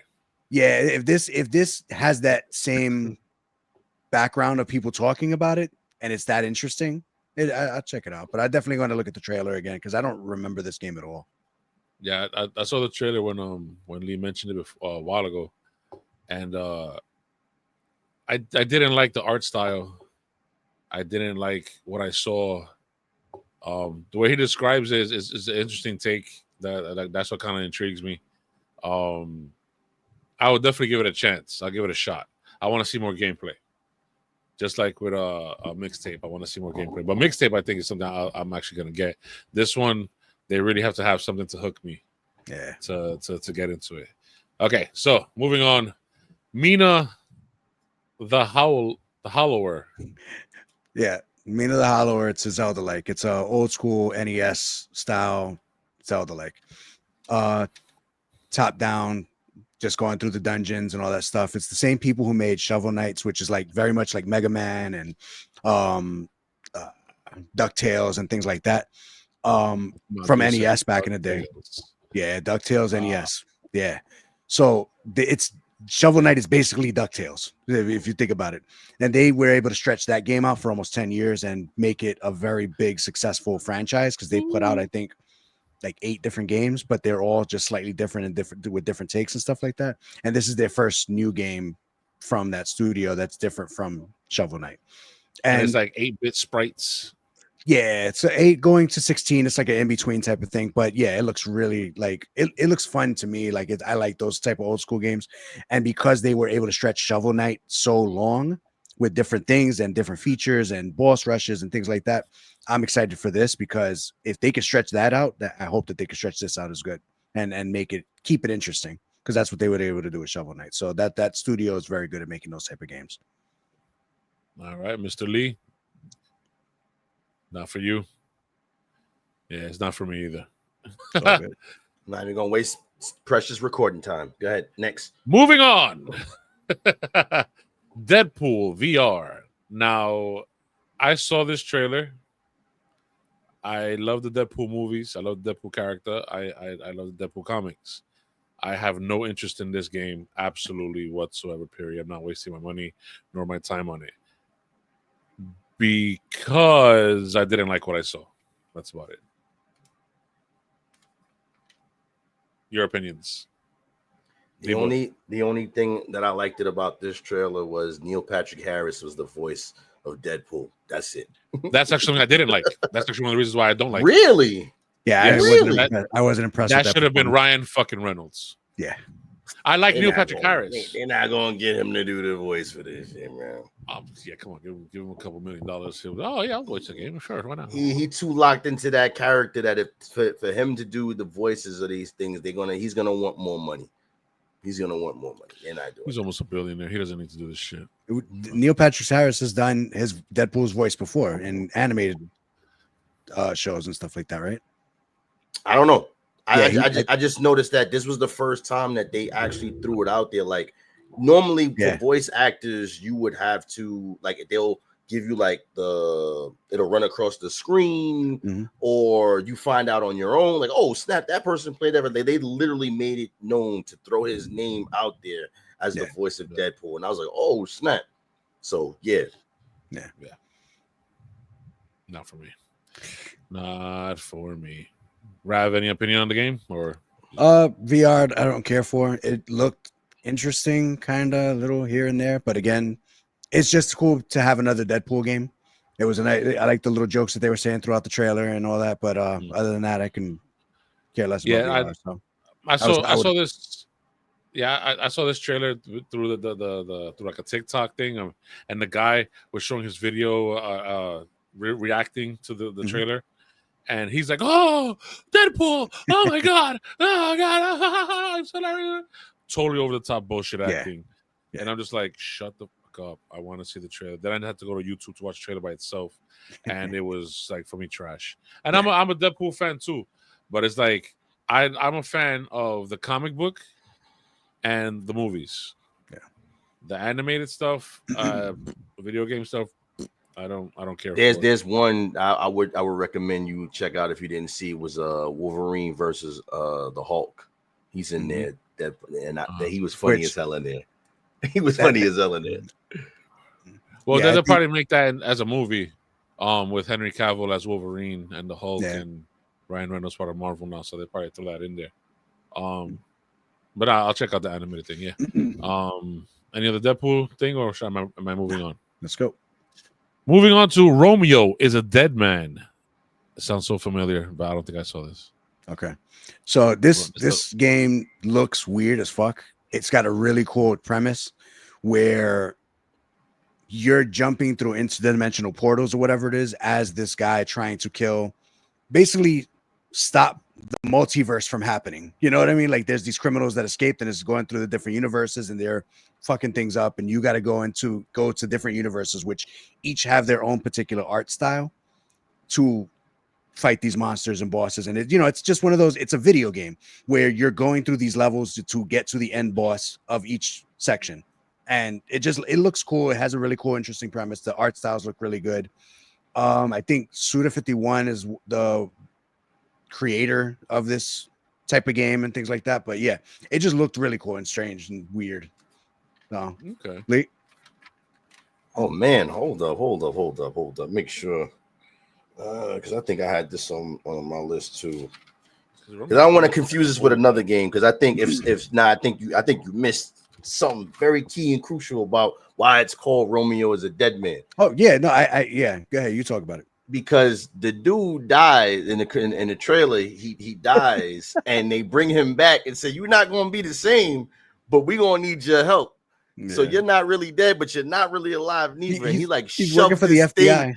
He shoves this thing in his homeboy eye, and he comes back alive, animated, and now he's like this super dead fighter or something like that. Yeah. And what it reminds me of, I don't know if you guys watch anime like that. It reminds me of Chainsaw Man. Yep. If you ever seen Chainsaw Man, this is what this reminds me of. It's basically that same premise where the dude was dying, saved his life, but he had to merge with this thing that turned him into something else.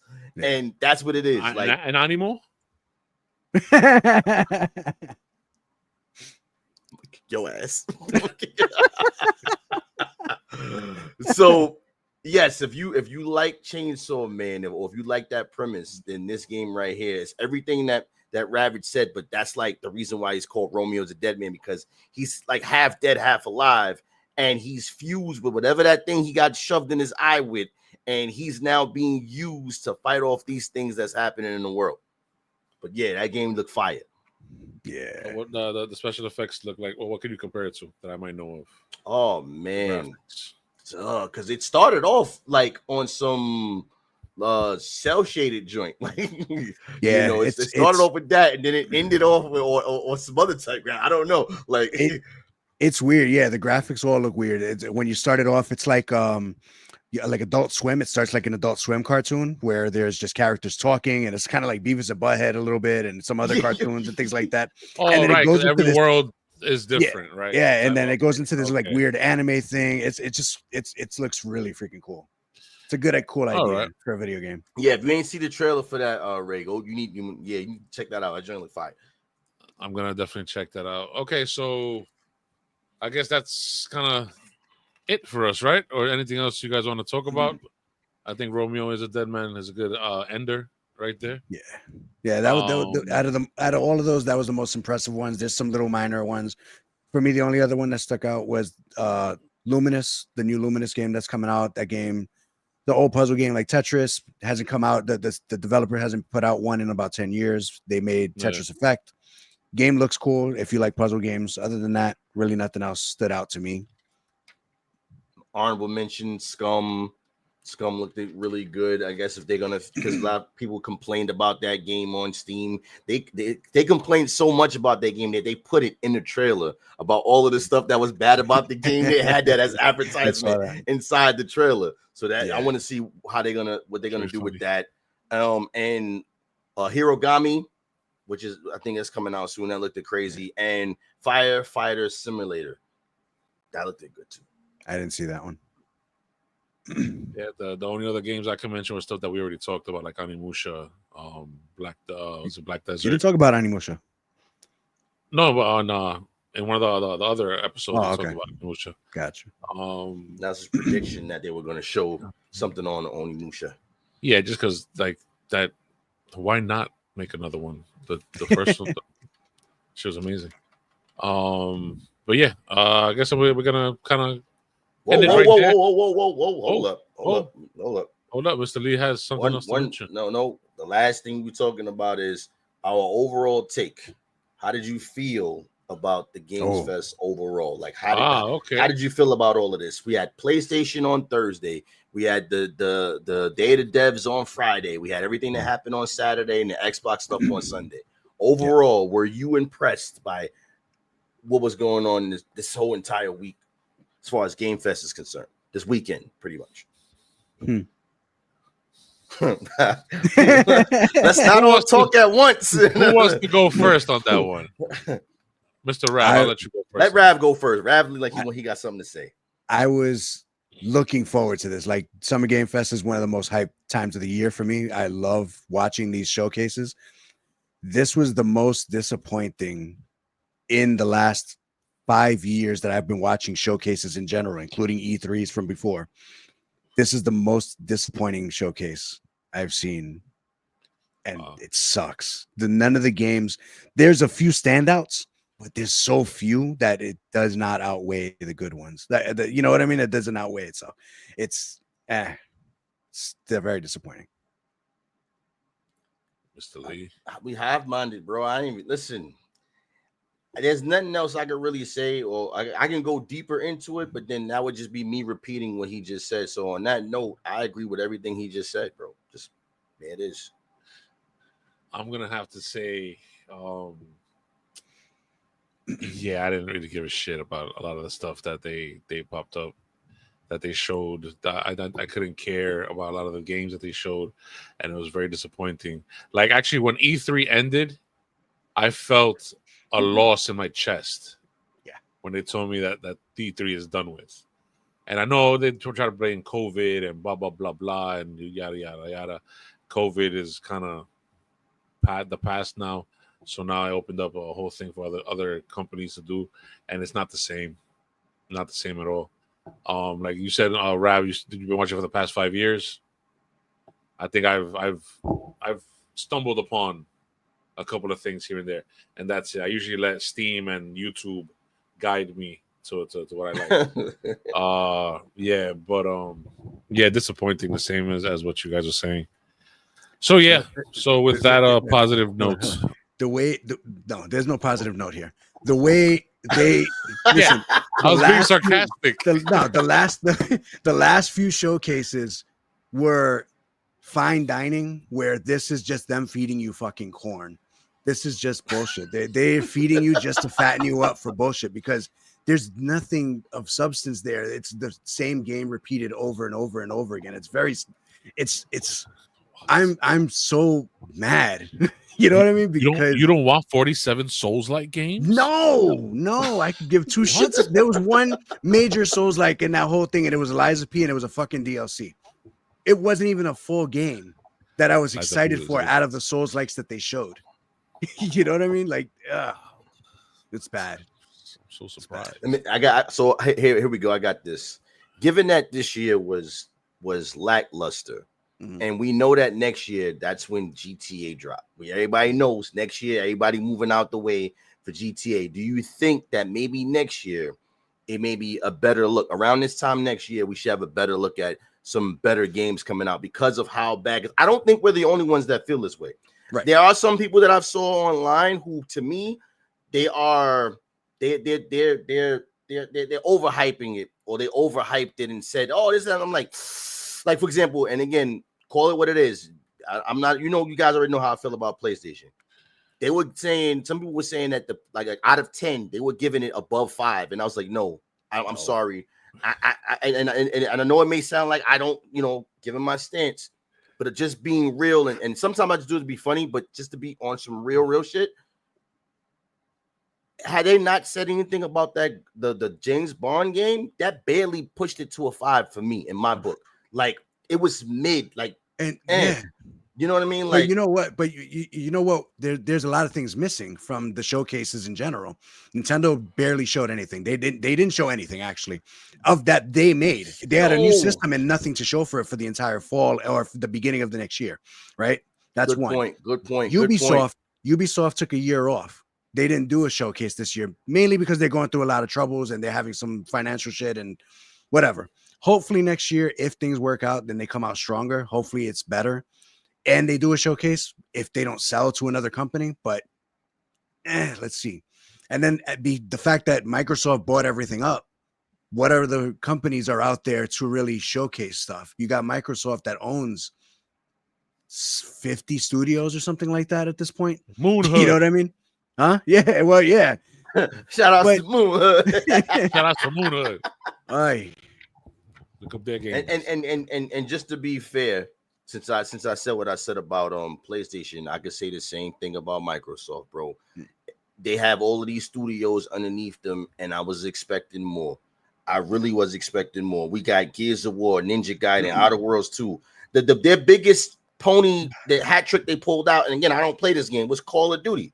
Yeah, like that game was pretty. No, that game did look pretty. I ain't gonna lie, that game looked pretty. But it's not gameplay, so yeah. And I'm like, I'm sitting there going like, okay, but it's like, you just told me that they do this every year, so it's like that's like to be expected at this point. It's not even like, oh my god.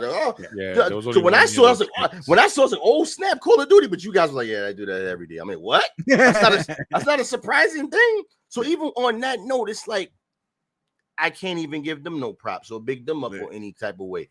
And then, like you said, Nintendo, when you said that, bro, it just hit me like a bolt of lightning. They didn't show anything. Yeah. The only thing they kept showing was like the shit out of those fucking Mario Kart commercials that played every 5 minutes.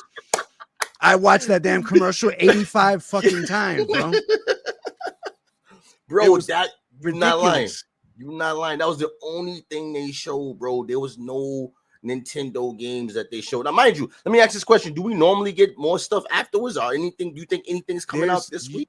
Yeah, you still got, I think, Monday and Tuesday that little small, probably little indie companies that might do a showcase, or like group together a couple of companies that might do a showcase, but nothing of standout. You might get an indie here and there that might stand out, but you'd be very lucky if anything really pops. To answer your question though, for next year, it could be better only because GTA is slated for, I think, May of next year. which is right before the showcase. So the game will be out already. All these other developers and companies they don't have to stay out of the way of GTA, which I think that's why we had such a shitty showcase this year, because everybody was afraid of GTA. And next year, because GTA will be out of the way, you might get a much better games, hopefully, but you never know. Can I put something out there real quick, and then we can go on from there? Is that, and I don't mean to speak for you too, so you guys can jump in after me and say, well, that's how you feel, Lee. That's not how I feel. But I want to say this. I think us here, we're not saying that it's bad because of the indie games. I think we were expecting more from the big guys, like the big heavy hitters. Like we was expecting more out of them. So I don't want anybody that's watching this right now to be like, oh, well, we had a lot of games. They showed us a lot of stuff. It's like, yeah, we're not talking about the indie guys. You know, PlayStation had a whole showcase to themselves and squandered it on meh games. You know, and that's not the jump on any of the indie guys, because to me, if we had to put it into perspective, they carried the showcases. None of them big hitters didn't do anything. The indie games, the smaller games, they were carrying these showcases. Now, were they good or were they bad? That's up to personal opinion and perception on that one. But what we're talking about is like we were looking for more, the big guys, the AAA, like where y'all at? GTA. Where's BioShock? Where's Judas? Where the fuck are all these games? You know what I mean? GTA gave y'all this whole. They was like, look, we coming out next year. Have at it, and y'all didn't do anything. No big super announcements like that. It was like, come on now. Yeah. To me, overall, it was a letdown. But shout outs to all the indie games, because to me, those are the real superstars of the Game Fest this summer, because they were the ones who put this whole showcase stuff on their back. A lot of the games that we talked about, I'm going to say for the majority of the games we spoke about, were probably games made by small developers that we, you know what I'm saying? Because we could have talked about Gears of War easily. We could have talked about Resident Evil easy. You know what I'm saying? We could have talked about Call of Duty easy, but we didn't do that. You know what I mean? We talked about the games that stood out to us, and these are the games that stood out to us. And most of the games that we mentioned were from smaller developers. Maybe some that's probably from the big ones, but most of them, from what I can understand, is from smaller developers. So shout out to you guys. Oh boy. All I'm gonna say is have a good night, everybody. This whole thing sucked. The whole freaking thing sucked. Okay, we got what? Maybe 15 games here, roughly, or so, and then maybe a couple honorable mentions.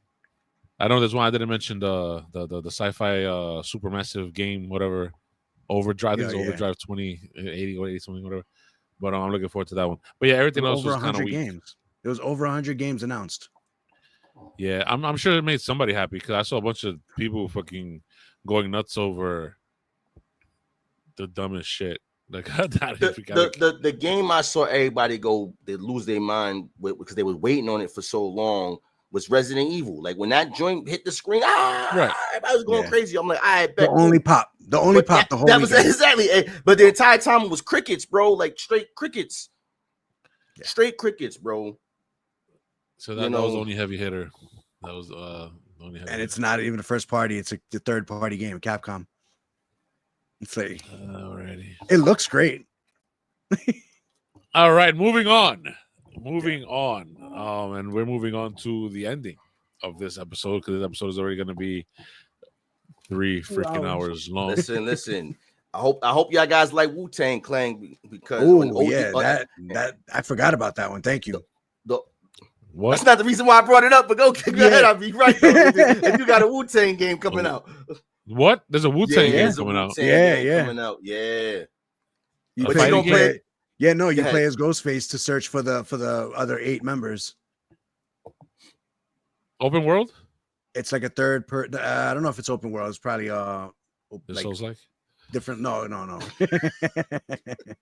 It's like it's like a hack. You go through different levels. Hack / action. Oh, game. okay. Yeah. All right, that's pretty cool. All right. But I'll accept that one. I I brought up because you said we're coming to the end of this, and I said I hope you Yeah. like the Wu-Tang Clan, especially ODB, because we putting that out raw, baby. Yeah, yeah, baby, I like it raw. Baby, I like it raw. because we gonna, there's no cuts, there's no there will be no editing. edits in here. You're gonna see it straight through. There might be one or two edits because the beginning. Yeah, we got to put that intro. You know. Yeah, we got to put the intro. Oh, no, I mean the beginning when we were talking about the movie, like half hour should be a different episode. Segment. Yeah, listen, that's after hours stuff. That's the Misfits after hours where they can see exclusively at a later time. One day when we get into movies, we're gonna discuss that movie again. And please don't make me. Oh no, you're gonna make me catch it. We're gonna see the real rage. You're gonna have a 10-minute. Oh my gosh, we're gonna talk about it again. Anyway, watch that again to get my everybody. Thank you so much for watching. If you made it this far, thank you so much for watching and supporting the channel. As of this recording, we are at 99 subscribers. We want to break that 100 threshold and beyond. So please, maybe we'll even put the same thing in the beginning of the video or the ending of the videos or whatever. But please, please, please share, like, subscribe, hit the bell notification, follow us. Let's get more subscribers. Like, again, me, Rav, and Lee want to make this a job. We want this to be our only job. It is our goal. We want to create a whole thing going on from here. And we can only do that with your support. And it's free support. You just gotta like, subscribe, share, watch, and that's it. You don't have no money. We're not asking for no money. Yeah. No money. Not yet. So just not yet. Not yet. Not yet. Here you go. The first thing. The first $50, Lee's gonna go to your house and play video games, grounded with you. Multiplayer, and for the first $50. Whoever puts $50 in the comments. You want me to get grounded by the police? That's what you trying to show up at the house. Hey, I'm here to play the window. You show up at the house, right? I'm gonna be grounded around. I'm gonna be in the ground. Anyway, guys, thank you so much for supporting us. Like I said, like, subscribe, the whole nine, and check out our other channels. Check out other videos, and have a great day. And just remember, damn it, what the hell's the line again? We're not gonna edit this shit. What is the line? Listen, and we not. It's raw, baby. It's raw. Whether you love it or whether you hate it, whether you like it, whether you hate it, play the games that you enjoy. There we go. Wrap it up. Let's go. Yeah, there you go.